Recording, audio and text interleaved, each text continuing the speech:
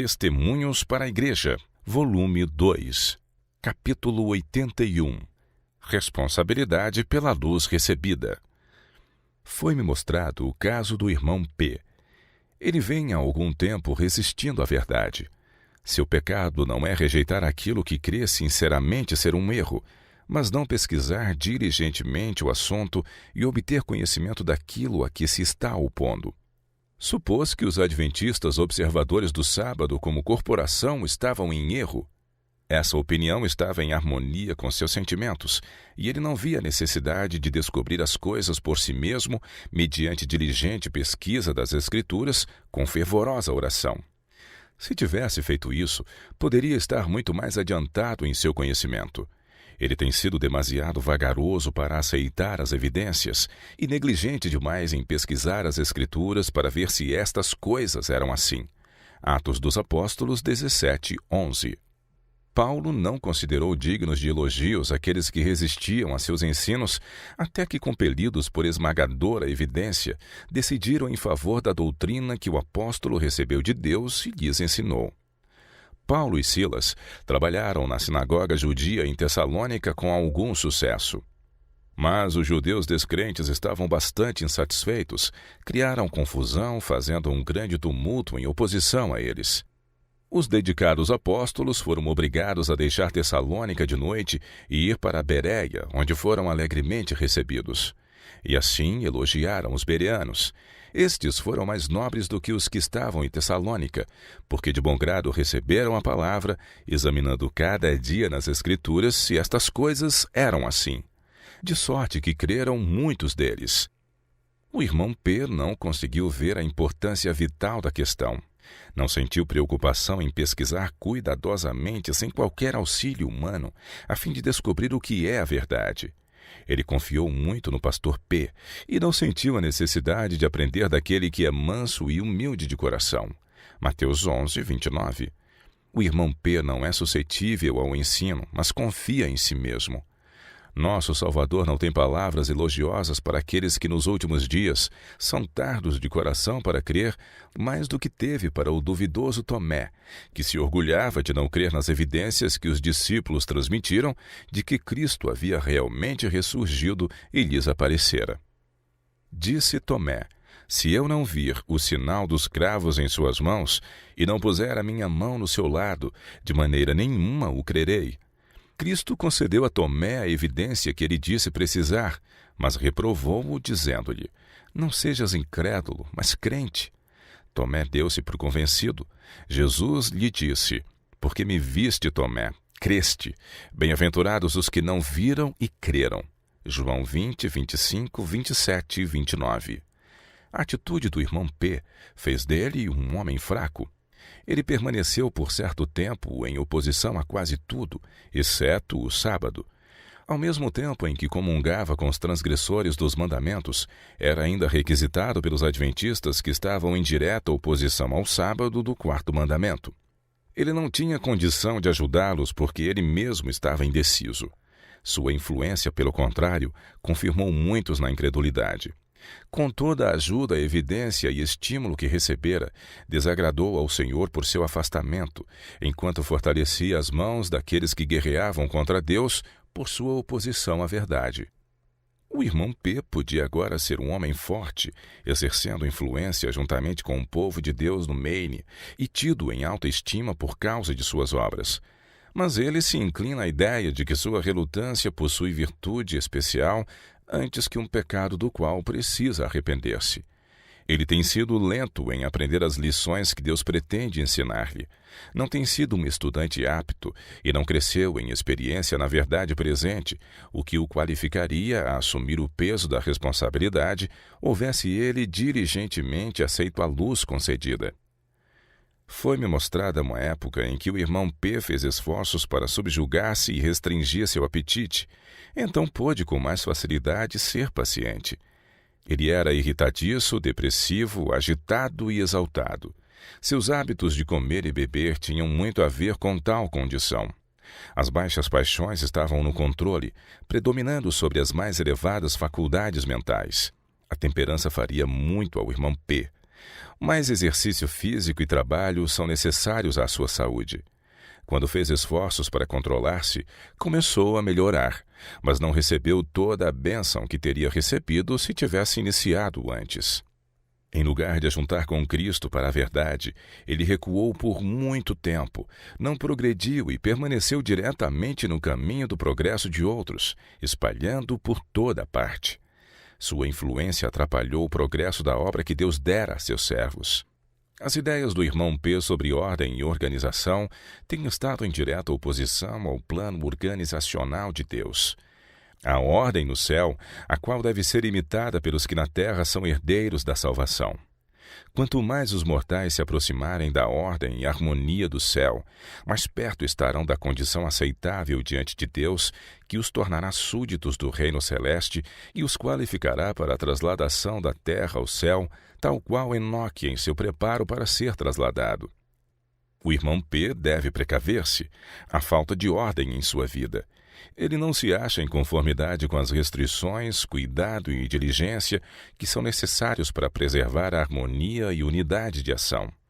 Sua experiência e educação em termos religiosos nos últimos anos têm prejudicado seus queridos filhos e especialmente o povo de Deus. As obrigações que o céu impõe sobre um pai, em especial um pastor, ele não cumpriu. O homem que não tem senão um débil senso de sua obrigação como pai, para estimular e impor ordem, disciplina e obediência, falhará como ministro e pastor do rebanho. A mesma falha que caracteriza sua administração no lar será mais notória na Igreja de Deus. Erros ficarão impunes em virtude dos desagradáveis resultados que acompanham as reprovações e os fervorosos apelos. É necessária uma grande reforma na família do irmão P.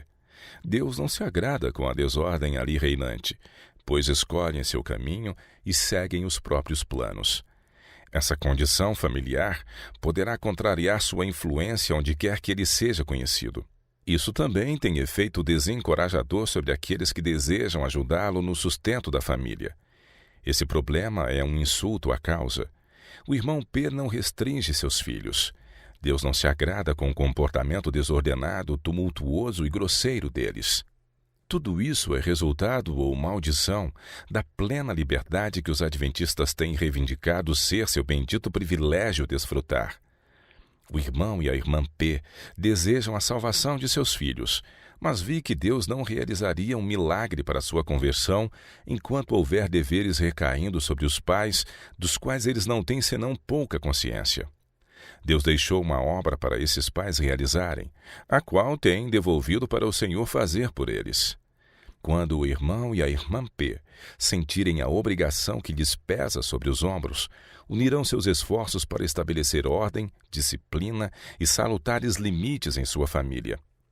Irmão P, você tem sido indolente em assumir as responsabilidades que todo pai deve assumir em sua família, e, como resultado, a responsabilidade que tem sido transferida para a mãe é muito pesada. Você tem estado muito disposto a eximir-se dos cuidados e obrigações do lar e fora dele. Quando, no temor de Deus e com solenidade mental em vista do juízo, você resolutamente assumir a responsabilidade que o céu lhe determinou, e quando fizer tudo o que puder de sua parte, então poderá orar inteligentemente em espírito e em fé para que Deus faça por seus filhos aquele trabalho que está além da capacidade humana a executar. O irmão P não tem feito uso prudente dos recursos. O sábio discernimento não tem influenciado tanto quanto as vozes e desejos de seus filhos. Não dá o devido valor aos recursos que tem em mãos, nem os despende prudentemente com as coisas mais necessárias que precisa para conforto e saúde. A família inteira está necessitando melhorar neste aspecto. Muitas coisas são necessárias na família para comodidade e conforto.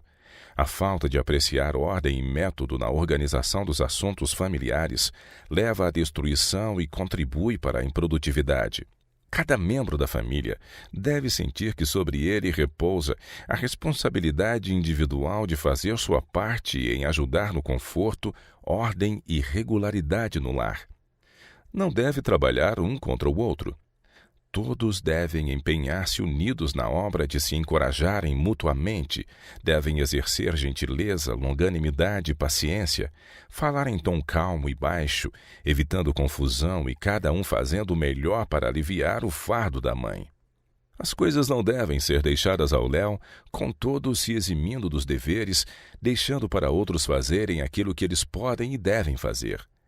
Essas coisas podem parecer insignificantes, mas quando colocadas juntas, causam grande desordem e atraem o desagrado divino. É a negligência das coisas pequenas, as ninharias, que envenenam a felicidade da vida. A fiel execução das coisas pequenas compõe a soma de felicidade a ser obtida nesta vida. Aquele que é fiel no pouco é fiel também no muito. Aquele que é infiel ou injusto nas pequenas coisas, o será também nas grandes. Cada membro da família deve compreender exatamente a parte que dele se espera em união com os outros. Todos, desde a criança de 6 anos e daí para cima, devem compreender que dele se requer que desempenhe sua parte nos encargos da vida. Há importantes lições que esses filhos devem aprender, e é melhor que aprendam agora do que mais tarde. Deus atuará por esses queridos filhos em união com os esforços sábios e bem dirigidos de seus pais e torná-los aprendizes na escola de Cristo. Jesus deseja que esses filhos estejam separados das vaidades do mundo, que deixem os prazeres do pecado e escolham o caminho da humilde obediência. Se agora ouvirem o gracioso convite aceitando a Cristo como seu Salvador e prosseguirem em conhecer o Senhor, Ele os purificará dos pecados e lhes comunicará graça e força. Prezado irmão P., as lições que você aprendeu em meio às perturbadoras influências que existem no Maine têm sido extremamente prejudiciais à sua família. Você não tem sido prudente em sua conversação como Deus requer. Não tem se demorado acerca da verdade em sua família, diligentemente ensinado aos filhos os princípios e mandamentos de Deus ao levantar-se e assentar-se, ao sair e ao entrar.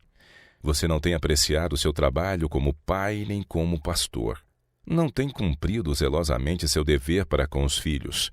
Tampouco dedicado tempo suficiente ao culto familiar, nem exigido a presença de toda a família. A palavra marido significa laço de união. Todos os membros da família se centralizam no pai. Ele é o legislador, ilustrando na própria varonilidade as importantes virtudes, energia, integridade, honestidade, paciência, coragem, diligência e prestatividade. O pai é, em certo sentido, o sacerdote da família, apresentando ante o altar de Deus o sacrifício da manhã e da tarde. A esposa e os filhos devem ser encorajados a unir-se nesta oferenda e também a participar dos cânticos de louvor. De manhã e de tarde, o pai, como sacerdote da família, deve confessar a Deus os pecados cometidos por ele mesmo e pelos seus filhos durante o dia. Tanto os pecados de que se tem conhecimento, como aqueles que são secretos e que só Deus conhece, devem ser confessados. Esse procedimento, zelosamente seguido pelo pai quando presente, ou pela mãe quando o pai está ausente, resultará em bênção sobre a família.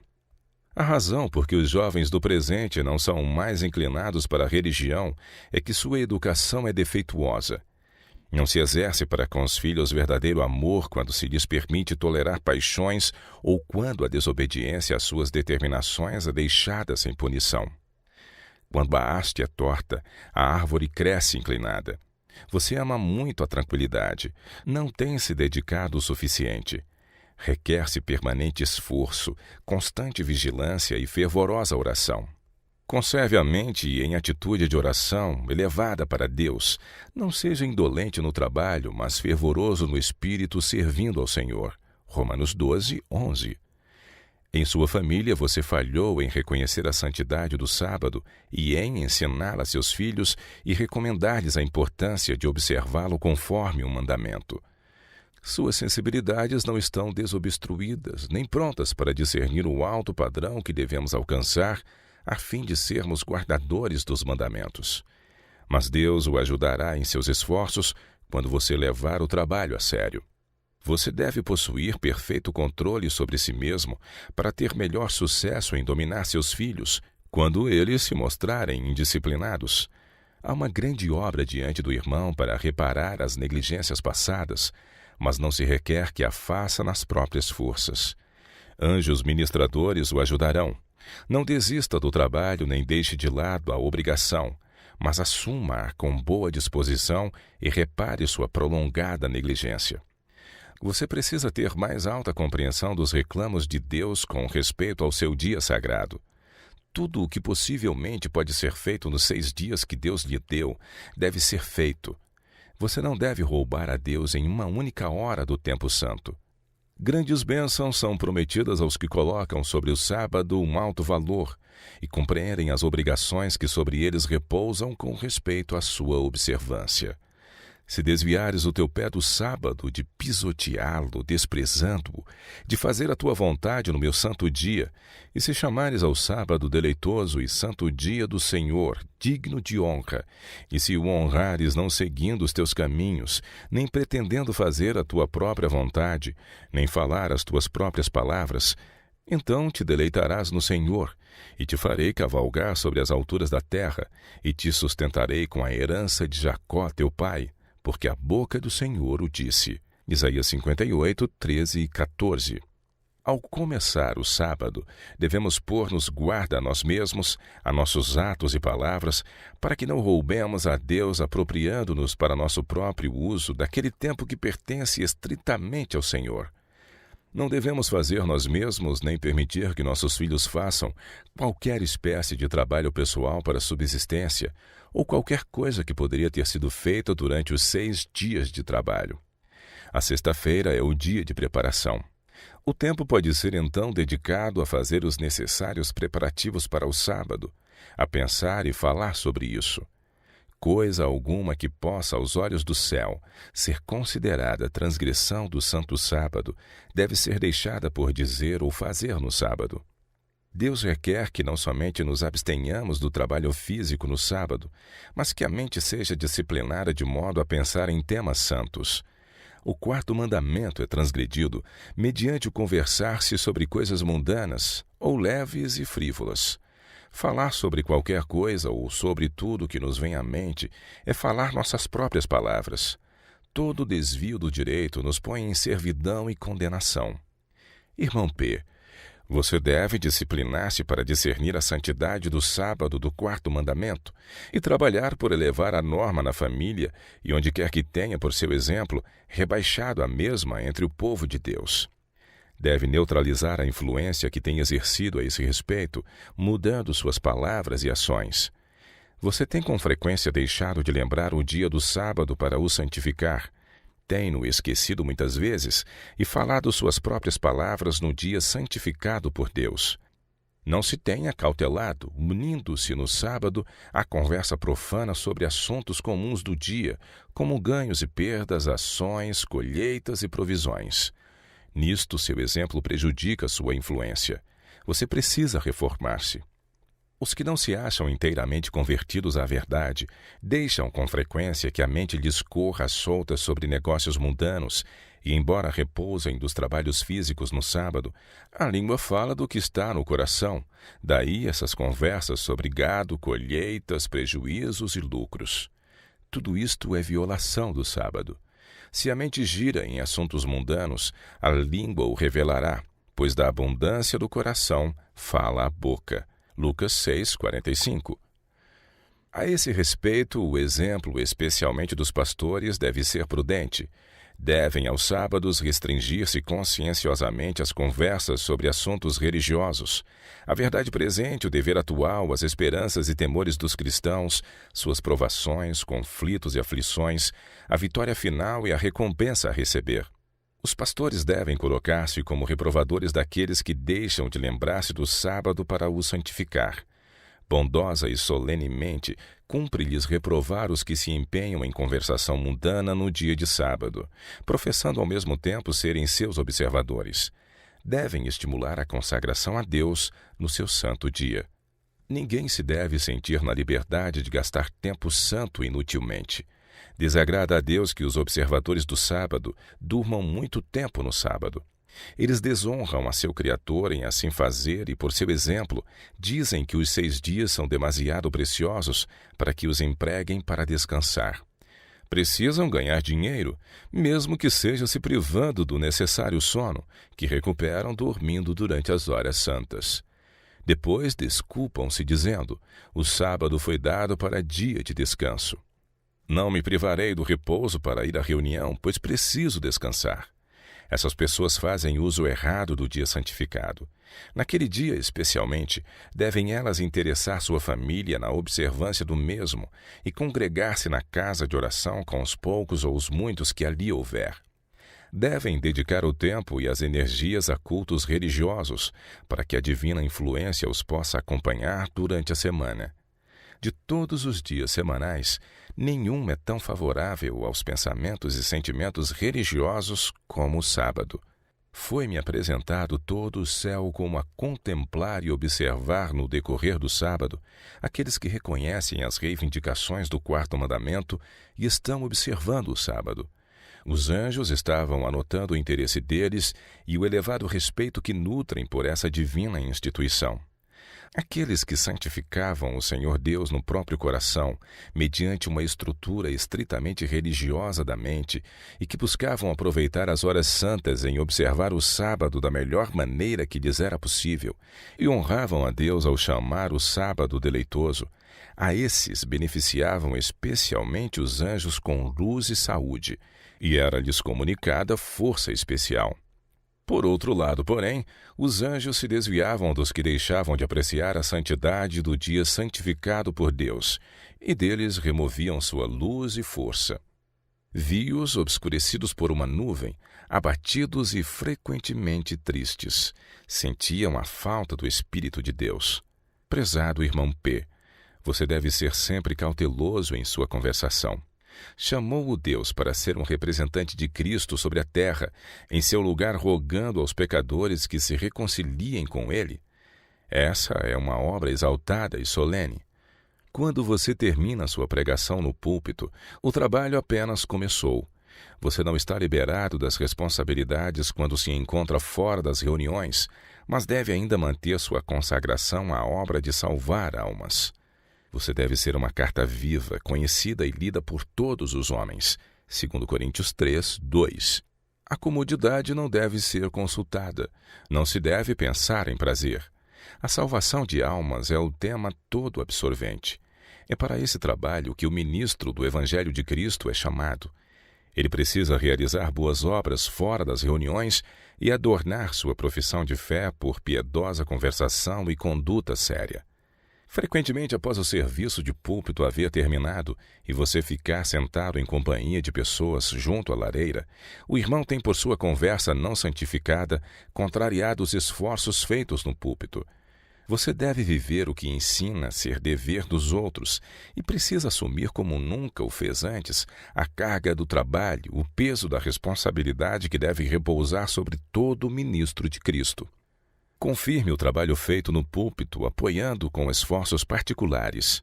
Envolva-se em cuidadosa conversação sobre a verdade presente, avaliando com franqueza o estado mental dos participantes e, no temor de Deus, fazendo uma aplicação prática da importante verdade nos casos daqueles com quem se associa.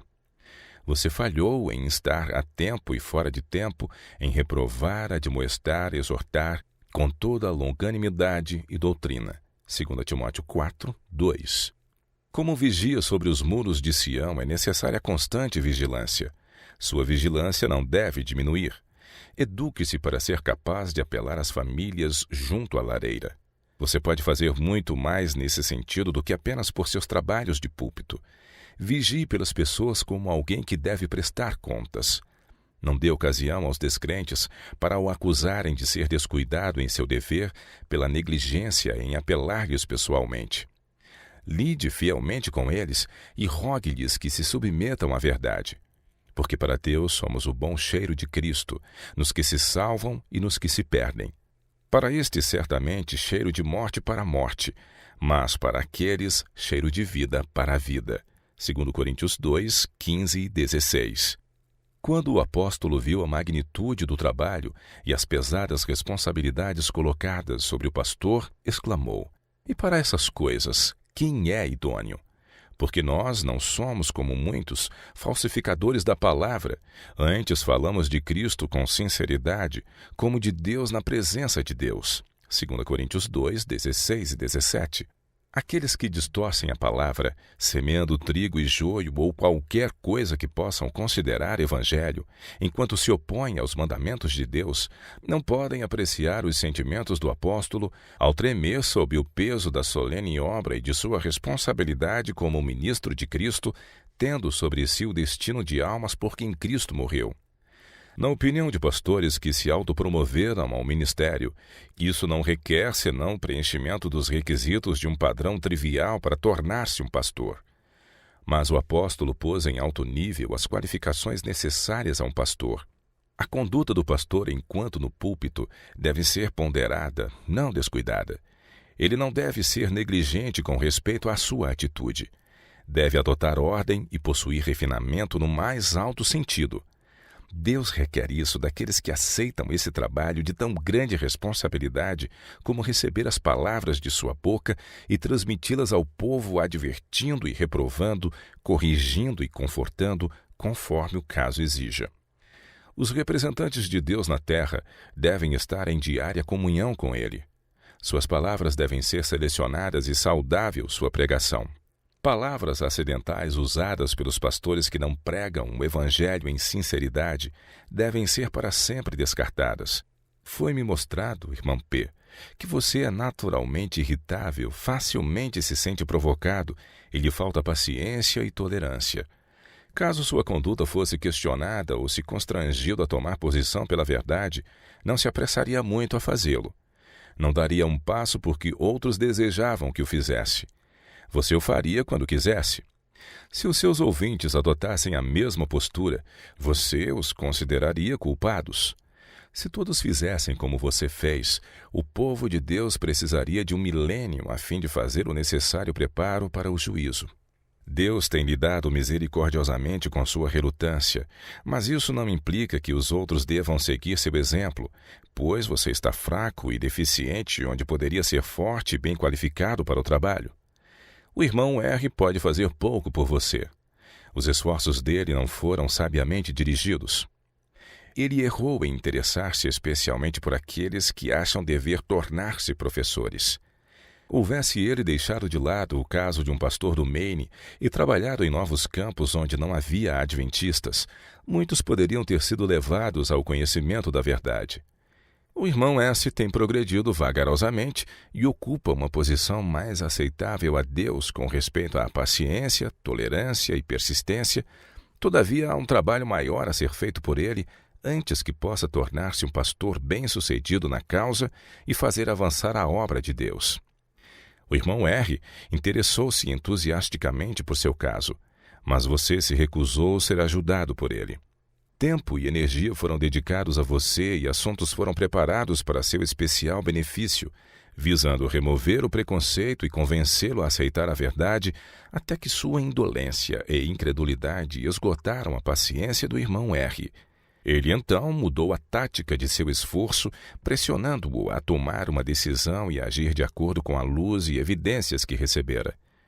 O zeloso esforço da parte dele foi classificado por você como insistente e opressor. Seu temperamento obstinado se manifestou. Você se opôs a esse procedimento e rejeitou os esforços feitos para ajudá-lo. Nisso, prejudicou a si mesmo, desanimou o irmão R e desagradou a Deus. Seus sentimentos para com o irmão R não foram cristãos.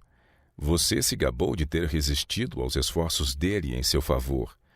O Senhor abençoou os esforços do irmão R em suscitar um povo no estado do Maine. Esse trabalho foi fatigante e penoso e você fez sua parte em torná-lo assim. Não entendeu quão difícil se tornou o trabalho daqueles a quem Deus enviou para apresentar a verdade presente ao povo. Eles esgotaram suas energias para levar o povo à decisão com respeito à verdade, enquanto você e outros pastores se colocaram diretamente em seu caminho. Deus estava trabalhando através de seus pastores para atrair as pessoas à verdade, E Satanás estava atuando através de você e outros pastores para desencorajá-los e frustrar seus esforços. Os próprios homens que professavam ser sentinelas e que, se tivessem permanecido no conselho de Deus, teriam sido os primeiros a receber a palavra de advertência e transmiti-la ao povo, estavam entre os últimos a aceitarem a verdade. O povo estava na frente de seus instrutores. Eles receberam a advertência antes mesmo das sentinelas, porque estas foram infiéis e dormiram em seu posto. Irmão P., você deveria ter tido sentimentos de compaixão fraternal e amor pelo irmão R., pois ele merecia isso de sua parte em vez de palavras de censura. Você deveria reprovar severamente a própria conduta, porque foi encontrado lutando contra Deus. Mas você e outros divertiram-se às custas do irmão R ao você relatar os esforços desse pastor em seu favor e sua resistência aos mesmos, e deram muita gargalhada a respeito do assunto. Convém a cada ministro de Cristo manter uma linguagem correta, que não possa ser condenada. Foi-me mostrado que uma solene obra deve ser realizada pelos ministros de Cristo. Ela não pode ser feita sem esforços de sua parte. Eles precisam sentir que têm uma obra a empreender em seu próprio favor, a qual ninguém pode fazer por eles. Devem buscar obter as qualificações necessárias para se tornarem hábeis ministros de Cristo. Que no dia de Deus eles possam ser absolvidos, livres do sangue dos pecadores, tendo cumprido todo o dever no temor de Deus.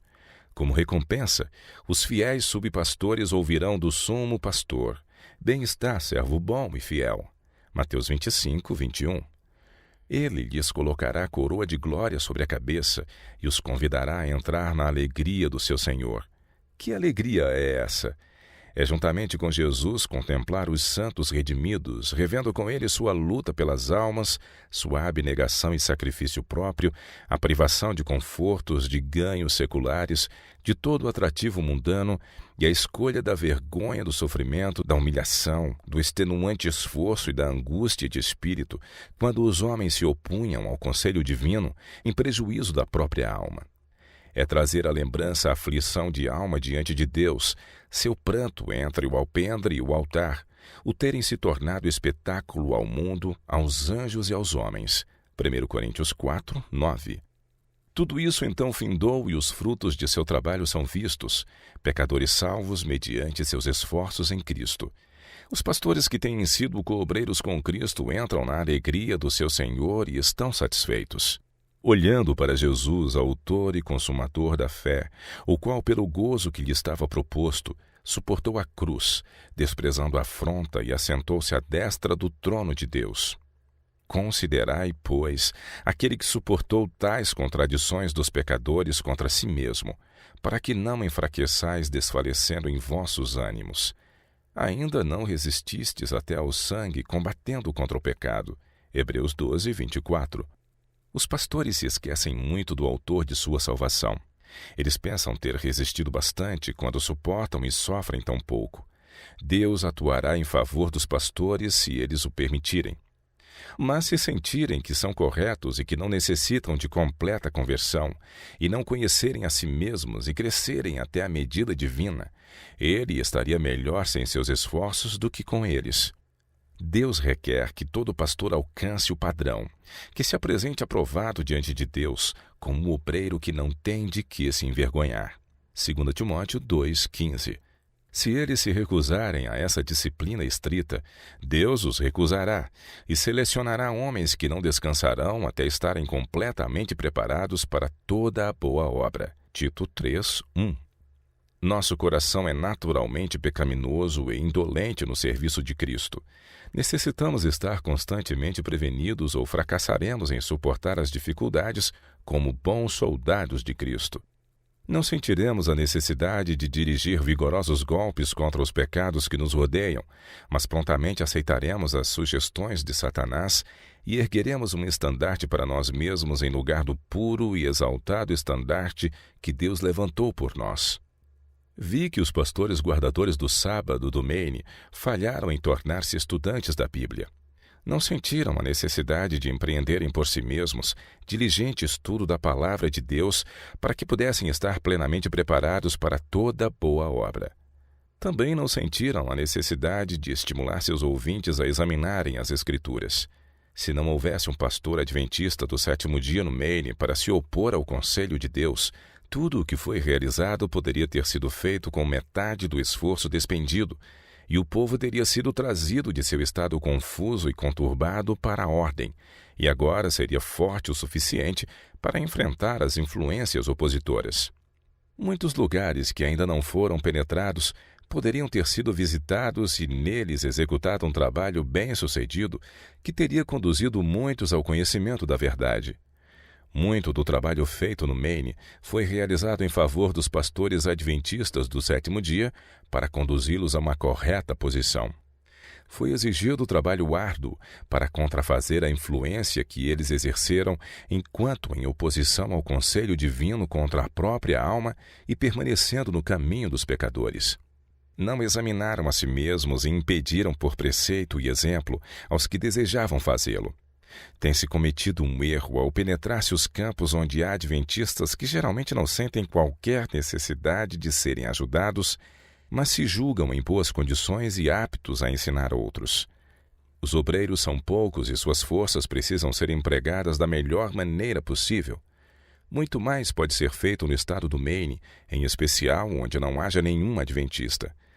Novos campos devem ser abertos, e o tempo até agora empregado em árduo trabalho pelos adventistas que não desejam aprender deve ser dedicado a esses novos campos, indo-se aos caminhos e atalhos e trabalhando pela conversão dos descrentes. Se os adventistas vierem e ouvirem, que venham, que o caminho esteja aberto para virem, se assim o desejarem.